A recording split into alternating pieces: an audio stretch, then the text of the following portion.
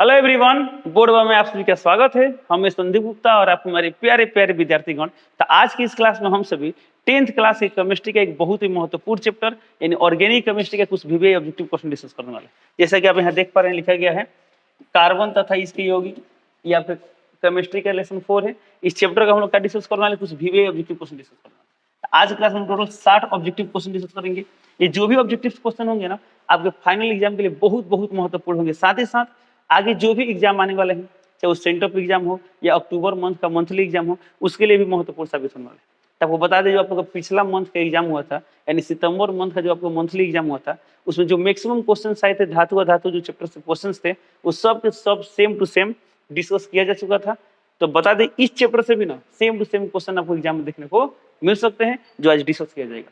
तो आज की क्लास में हम लोग पार्ट 1 में 60 ऑब्जेक्टिव क्वेश्चन देखेंगे लोग। इसके पार्ट 2 में भी कुछ ऑब्जेक्टिव क्वेश्चन देखेंगे लोग। और जो पार्ट 3 आएगा, पार्ट 3 में क्या होगा, जितना भी बिहार बोर्ड अभी तक ऑब्जेक्टिव क्वेश्चन पूछा है, जो भी पीवाईक्यू एमसीक्यू क्वेश्चन है, वो सभी क्वेश्चन डिस्कस करेंगे। तो चलिए ऐसे क्लास शुरू करते हैं। जैसे कि आप यहाँ देख पा रहे हैं, क्वेश्चन नंबर 1 लिखा गया है फुलेरिन अप्रूफ है। किसका प्रूफ है? ऑप्शन ए ऑक्सीजन का, ऑप्शन बी फास्फोरस का, ऑप्शन सी कार्बन का, ऑप्शन डी सल्फर। तो हम जानते हैं कार्बन के 3 शुद्ध अप्रूफ होते हैं, हीरा, ग्रेफाइट और बंकमिस्टर फुलेरिन। इसलिए फुलेरिन किसका होगा? ऑप्शन नंबर सी यानी कार्बन का अप्रूफ है। अगला क्वेश्चन दिया है सरलतम हाइड्रोकार्बन है। तो सबसे सरलतम हाइड्रोकार्बन क्या होता है? वो होता है CH4, जिसे हम लोग क्या बोलते हैं? मीथेन बोलते हैं। तो ऑप्शन नंबर ए दिया है मीथेन, तो ऑप्शन नंबर टिक कर देंगे, ए टिक कर देंगे। अगला क्वेश्चन दिया है नाइट्रोजन अणु में कितने सहसंयोजक बंधन होता है? तो नाइट्रोजन अणु का मतलब क्या हुआ? N2 की बात कर रहे हैं। तो N2 में कितने सहसंयोजक बंध होते हैं, ये आप डायरेक्टली देख के बता सकते हैं। कैसे? तो नाइट्रोजन के लास्ट क्वेश्चन में कितने इलेक्ट्रॉन होते हैं? 5 इलेक्ट्रॉन होते हैं। नाइट्रोजन का संयोजी इलेक्ट्रॉन 5 होता है। अब देखिए, इसका ऑक्सटक पूरा करने के लिए और कितने इलेक्ट्रॉन की आवश्यकता है? मात्र 3 इलेक्ट्रॉन की आवश्यकता है। इसलिए 3 बॉन्ड, कितना बॉन्ड बनाएगा? 3 बॉन्ड बनाएगा। एक तो आप ऐसे देख कर बता सकते हैं, सोच के बता सकते हैं, नहीं तो आप इसका फॉर्मेशन बना सकते हैं। कैसे? आपको वैसे पढ़ेंगे, नाइट्रोजन 2 कहते हैं, 2 नाइट्रोजन बना देंगे। इसका इलेक्ट्रॉन बिंदु संरचना लिखेंगे, इसका भी लिखेंगे। लास्ट क्वेश्चन 5 इलेक्ट्रॉन होते हैं, इससे कितना घट रहा है? 3। इसे कितना घट रहा है? 3। इस तरह क्या होता है? N2 यानी N और N के बीच कितने सहसंयोजक बन जाते हैं? 3 सहसंयोजक बन जाते हैं। इसलिए ऑप्शन नंबर क्या होगा? ऑप्शन नंबर डी होगा। अगला क्वेश्चन दिया है कार्बन हाइड्रोजन से संयोग कर बनाता है। ऑप्शन नंबर ए आयनिक यौगिक, ऑप्शन बी दिया हाइड्रोकार्बन। तो ऑप्शन नंबर क्या होगा? बी होगा, हाइड्रोकार्बन। क्या होगा? हाइड्रोकार्बन। हम जानते हैं कार्बन हाइड्रोजन संयोग कर क्या बनाता है? हाइड्रोकार्बन बनाता है। अगला क्वेश्चन दिया जल में हाइड्रोजन तथा ऑक्सीजन की परमाणु संख्याओं का अनुपात क्या है? तो जल के बाद क्या है? जल सूत्र क्या होता है? H2O होता है। अब इसमें द्रव्यमान की बात नहीं किया है, परमाणु की संख्या की बात किया है। किसका? हाइड्रोजन और ऑक्सीजन का। तो हाइड्रोजन का परमाणु को है 2 है, ऑक्सीजन कितना है? 1 है, तो 2:1। तो क्या होगा? 2:1 यानी ऑप्शन नंबर क्या होगा? ए। तो ए टिक कर दो। ओके, चलिए अब चलते हैं अगला क्वेश्चन पे। अगला क्वेश्चन दिया है क्वेश्चन नंबर 6 नंबर सवाल दिया है कार्बन यौगिकों में कार्बन की संयोजकता क्या होता है? कितना होता है? 4 होता है, यानी ऑप्शन नंबर क्या होगा? सी। तो सी टिक कर देंगे। अगला क्वेश्चन दिया एल्केन में कार्बन परमाणुओं के बीच बंधन का प्रकार क्या होता है? तो हम लिखा गया एल्केन। तो एल्केन में क्या होता है? कार्बन कार्बन के बीच सिंगल बॉन्ड होता है। तो ऑप्शन ए दिया एकल बंधन, बी दिया द्विबंधन, सी दिया त्रिबंधन, डी दिया बहुबंधन। तो ऑप्शन नंबर क्या होगा? ए होगा, यानी एकल बंधन होगा। तो एकल बंधन मतलब क्या हुआ? Single bond. एल्केन में होता है एकल बंधन, एल्किन में डबल बॉन्ड होता है, एल्काइन में ट्रिपल बॉन्ड होता है।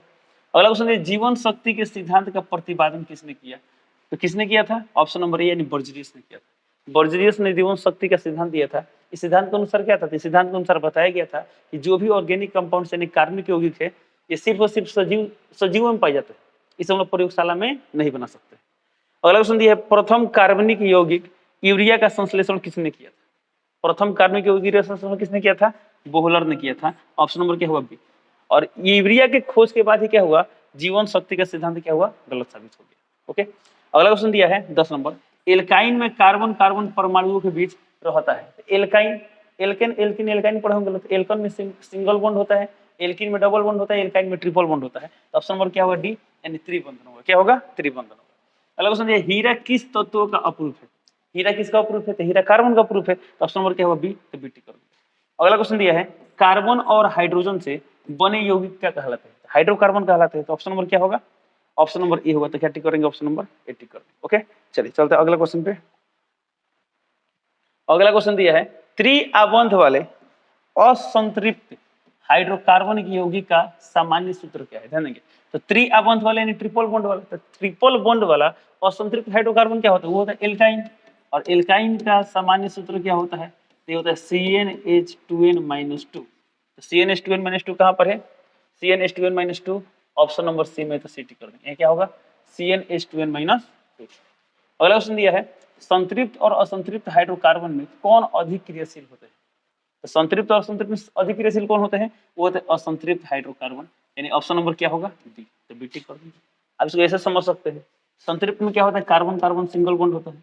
असंतृप्त में क्या होता है? डबल बॉन्ड होता है या ट्रिपल बॉन्ड होता है। ओके, अब रासायनिक अभिक्रिया में क्या होता है? बॉन्ड टूटते हैं। तो याद करने के लिए आप इसे याद कर सकते हैं, पर जब इसको हम रोटेट करें तो क्या टूटेगा? नहीं टूटेगा। यानी सर क्या होगा? जब इसको घुमाएंगे तो क्या होगा? आसानी से घूम जाएगा। बट जब डबल बॉन्ड है, इमेजिन कीजिए यहाँ पर एक ये मार्कर है, एक और यहाँ पर है, और जब रोटेट करेंगे तो क्या होगा? तो रोटेशन से क्या होगा? टूट जाएगा। तो टूटेगा तो आसानी से रिएक्शन हो जाएगा। आप ऐसे इसको याद रख सकते हैं। ठीक है, तो जान लीजिए असंतृप्त हाइड्रोकार्बन क्या होता है? संतृप्त तुलना में क्या होते हैं? अधिक क्रियाशील होते हैं। अगला क्वेश्चन दिया है कार्बन का कौन सा अपरूप विद्युत का सुचालक होता है? तो कार्बन के 3 अपरूप है, हीरा, ग्रेफाइट और बंक मिस्टर फ्लोरिन। तो कौन सा अपरूप सुचालक है? तो है ग्रेफाइट। ये ऑप्शन नंबर क्या होगा? बी। तो बी टिक कर देंगे। अगला क्वेश्चन है कार्बनिक यौगिक से हाइड्रोजन को विस्थापित करने वाले परमाणु को क्या कहते हैं? तो ऑर्गेनिक कंपाउंड जो हाइड्रोजन को विस्थापित करते हैं उन्हें हम लोग बोलते हैं विषम परमाणु। इन ऑप्शन नंबर क्या होगा? ए। ओके, तो कार्बनिक यौगिक से हाइड्रोजन को विस्थापित करने वाले परमाणु को क्या कहते हैं? विषम परमाणु कहते हैं। ये क्या हो सकते हैं? HCl हो सकते हैं, Br हो सकते हैं, I हो सकता है, F हो सकते हैं, कोई भी हेलोजन परमाणु हो सकता है, ऑक्सीजन परमाणु हो सकता है, नाइट्रोजन परमाणु हो सकता है। ठीक है, तो ये सब क्या कहलाते हैं? विषम परमाणु कहलाते हैं। अगला क्वेश्चन दिया है सिरका में कौन सा अम्ल पाया जाता है? तो सिरका में कौन सा अम्ल पाया जाता है? एसिटिक अम्ल पाया जाता है। ऑप्शन नंबर क्या होगा? बी। तो बी टिक कर देंगे। ओके, अगला क्वेश्चन दिया है किस प्रकार के हाइड्रोकार्बन में प्रतिस्थापन अभिक्रिया होती है? तो प्रतिस्थापन अभिक्रिया कैसा होता है? ऑप्शन नंबर ए दिया संतृप्त में, ऑप्शन बी दिया असंतृप्त, सी दिया है दोनों, डी दिया इनमें से कोई नहीं। तो बोला किस प्रकार के हाइड्रोकार्बन में प्रतिस्थापन अभिक्रिया होती है? तो ऑप्शन नंबर ए होगा संतृप्त हाइड्रोकार्बन में। ओके, तो सर असंतृप्त में? तो असंतृप्त में क्या होता है? तो असंतृप्त में संकलन अभिक्रिया होता है, जिसे हम लोग योगात्मक अभिक्रिया भी बोलते हैं। ओके, अगला क्वेश्चन दिया ब्यूटेन के कितने समवयी होते हैं? देखिए यहाँ बोला है ब्यूटेन, तो ब्यूटेन में क्या होता है? मेथ, एथ, प्रोप, ब्यूट। एन है तो सिर्फ सिंगल बॉन्ड रहेगा, यानी 4 कार्बन का ब्यूटेन होता है। ठीक है, अब इसे कितने समवयी है? तो समवयी बनाने के लिए आपको पूरा कंप्लीट स्ट्रक्चर बनाने की आवश्यकता नहीं है, यदि आप पूरा कर सकते हैं। इसे कितना घट रहा है? 3, तो 3 हाइड्रोजन। इसे कितना घट रहा है? 2, तो 2 हाइड्रोजन। इसे कितना घट रहा है? 2, तो 2। इसे कितना घट रहा है? 3, तो 3। ठीक है, हमें स्ट्रक्चर नहीं बनाना होगा, सिर्फ ये बताना है कि ब्यूटेन के कितने समवयी होते हैं। ठीक है, चलिए, तो एक तो ये हो गया, और क्या होगा? तो देखिए इसको हमेशा ले सकते हैं, एक कार्बन लास्ट में उठाकर हम यहाँ पर लगा दें। और कोई पॉसिबिलिटी है? और कोई पॉसिबिलिटी नहीं, यानी ब्यूटेन कितने समवयी है? मात्र 2, यानी ऑप्शन नंबर क्या होगा? Option number B. तो बी टिक कर। ओके, अब इसको आपसे फुलफिल कर सकते हैं। कार्बन कितना घट रहा है? 3, तो यहाँ 3 बॉन्ड दे देंगे, क्योंकि कार्बन 4 बॉन्ड बनाता है, एक बॉन्ड पहले से था, 3 घट रहा है, 3 हाइड्रोजन लिख देंगे। इस कार्बन एक बॉन्ड बना लिया और 3 घट रहे हैं, 3 गो H, यहाँ भी 3 गो H। यहाँ पर कार्बन कितना बॉन्ड बनाए? 3 बॉन्ड बनाए, घट रहे हैं, 1 गो H दे देंगे। क्या दोनों समवयी है? तो समवयी है ही नहीं, चेक करना कैसे करेंगे? तो दोनों का अणु सूत्र सेम होना चाहिए। दोनों का अणु सूत्र क्या होना चाहिए? सेम होना चाहिए। तो चेक कीजिए, यहाँ पर कार्बन कितना दिया? तो 4, C4, H कितना है? 3, 2, 5, 2, 7, 3, 10, H 10। इसमें देखिए कार्बन कितना है? कार्बन 1, 2, 3, 4, 4। H कितना है? 3, 1, 4, 3, 7, 3, 10, तो 10। तो हम क्या देख रहे हैं? दोनों का अणु सूत्र सेम है, लेकिन संरचना सूत्र क्या है? अलग अलग है, यानी दोनों एक दूसरे क्या है? संरचनात्मक समवयी है। तो इस तरह करके ब्यूटेन कितने समवयी आ गए? 2 आ गए। ऑप्शन नंबर क्या होगा? बी। चलिए अब चलते हैं अगला क्वेश्चन पे।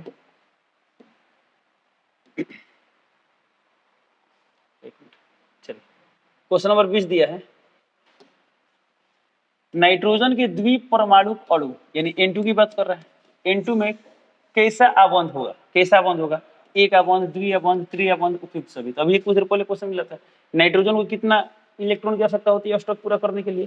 तो लास्ट कक्षा में 5 इलेक्ट्रॉन होते हैं और 3 की आवश्यकता होती है, यानी ऑप्शन नंबर क्या होगा? सी, यानी ये त्रिआबंध बनाएगा। ओके, एथेनोइक अम्ल का साधारण नाम क्या है? तो एथेनोइक अम्ल का साधारण नाम है एसिटिक अम्ल। तो ऑप्शन ए दिया एसिटिक अम्ल, ऑप्शन नंबर क्या टिक करेंगे? ए टिक कर देंगे। अगला क्वेश्चन दिया है एथाइन का साधारण नाम क्या है? एथाइन, ध्यान देंगे। तो एथाइन, एथाइन का साधारण नाम क्या होता है? ये होता है एसिटिलीन। क्या होता है? एसिटिलीन। एथिन का सामान्य नाम क्या होता है? तो एथिलीन होता है। क्या होता है? एथिलीन। और एथाइन का सामान्य नाम क्या होता है? एसिटिलीन होता है। तो ऑप्शन नंबर ए दिया एथिलीन, नहीं, ये किसका होता है? ये होता है एल्किन का होता है, एथिन का होता है, सॉरी किसका होता है? ये एथिन का सामान्य नाम होता है।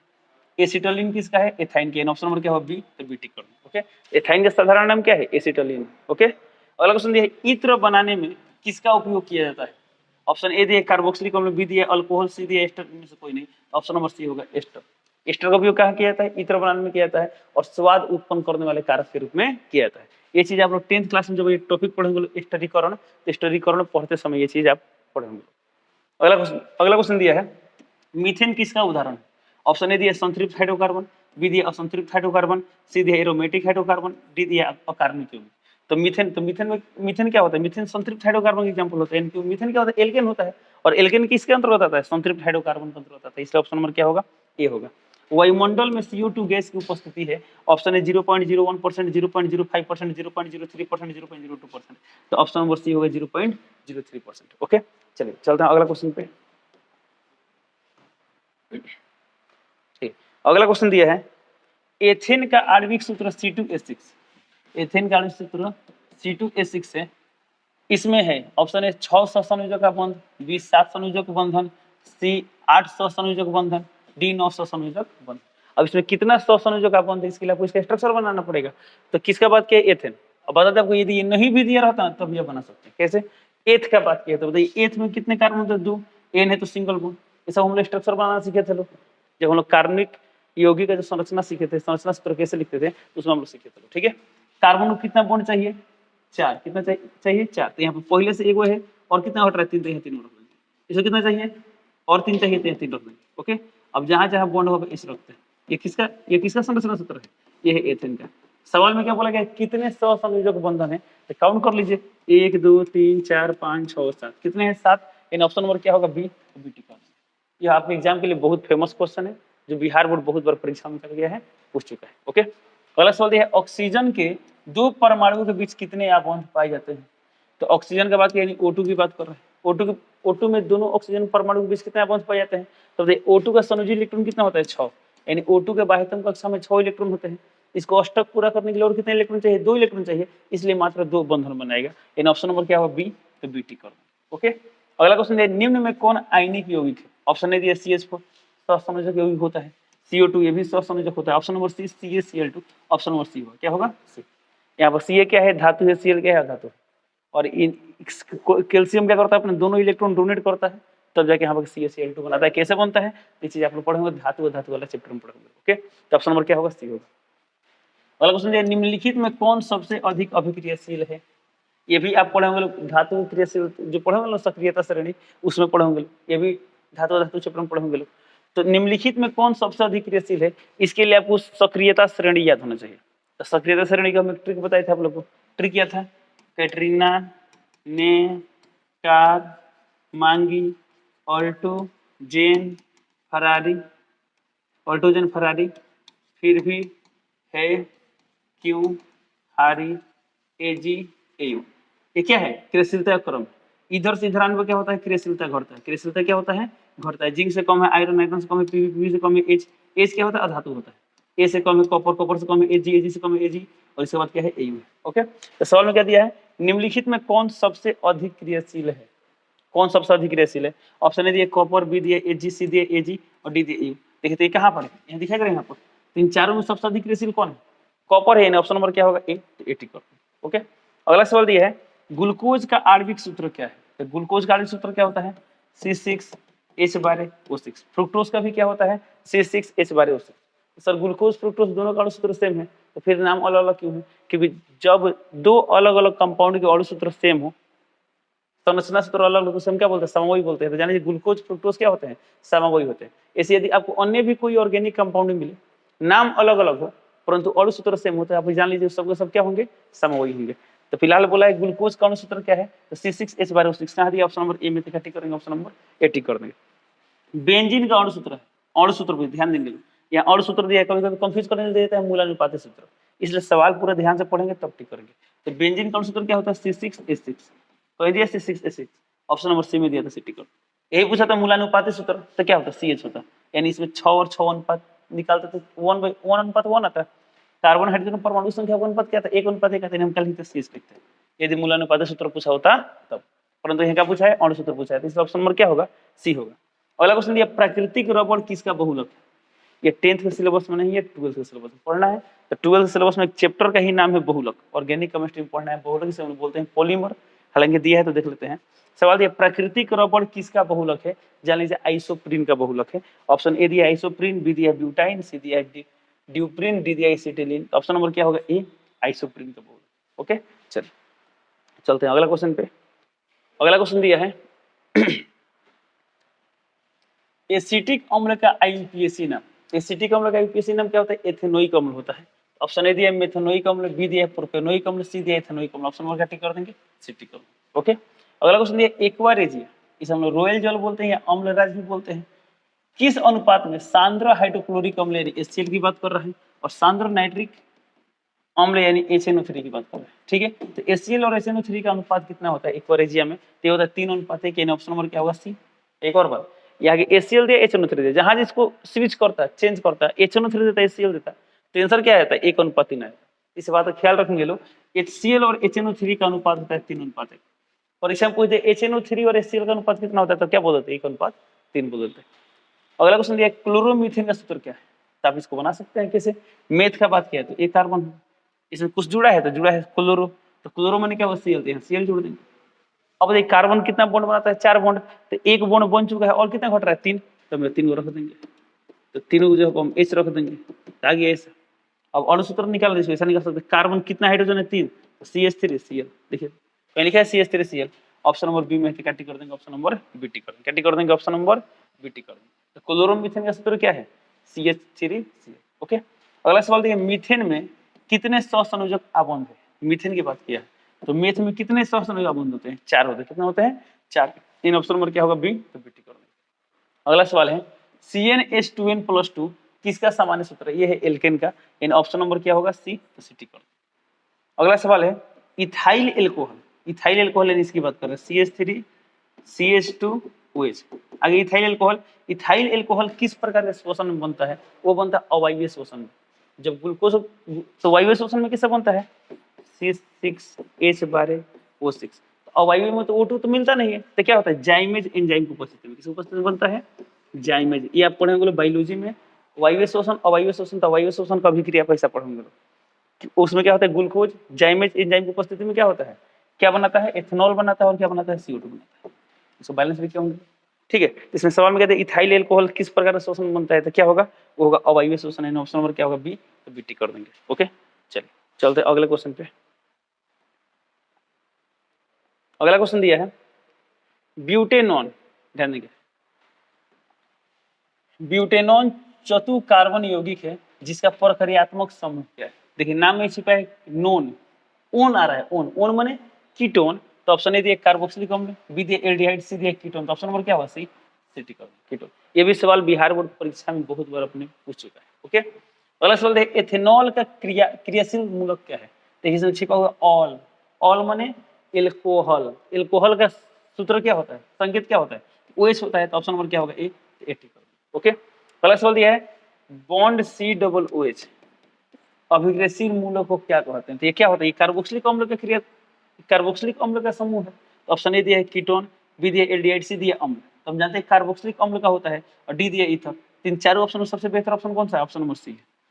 ऐसा नहीं कि आप याद कर लेंगे कि यह अम्ल का मूलक है, तो अम्ल में सल्फोनिक अम्ल भी होता है बस में, तो इसलिए याद ध्यान रखेंगे ये किसका होता है, ये होता है कार्बोक्सिलिक अम्ल का, ये कार्बोक्सिलिक अम्ल का समूह होता है। ओके चलिए, तो हालांकि चारों ऑप्शन का अनुसार कौन सा सही है, ऑप्शन नंबर सी सही।